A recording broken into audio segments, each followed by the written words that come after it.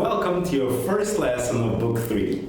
In Unit 21, we are going to study about possibilities and consequences. For possibilities, it's really simple. We just have to use if. But the consequence can be a lot of types of consequences. For example, it can be a very certain consequence, absolute. It will always happen. It can be just a very probable consequence. Can also be just a hypothetical consequence, impossible to happen. Or we can say it's just our imagination. Now, let's listen to some examples of this possibility and consequence.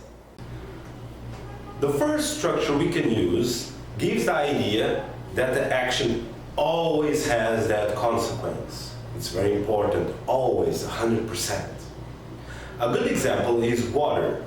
So let's see. If you freeze water, it becomes solid. Or when you freeze water, it becomes solid.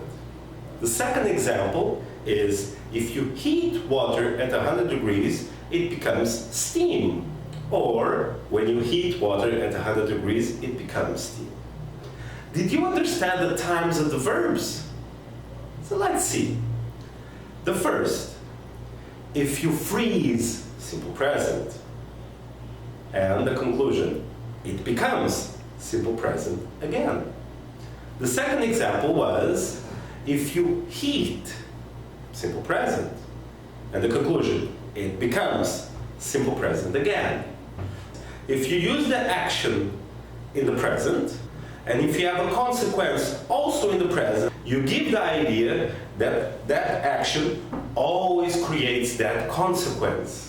The second structure you can use is one that will give an action and a possible consequence, or a consequence that is in your opinion. A good example is to study. Listen to the example. If you study, you will have a good grade.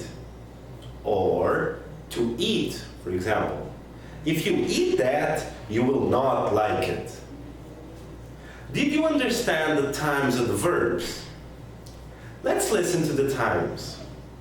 The first, study. If you study, simple present. You will have a good grade, future. Second example, to eat. If you eat that, simple present.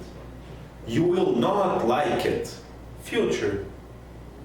When you use this structure of action in the simple present and the consequence in the future, you're giving the idea that that consequence is a very possible one, or that it's in your opinion.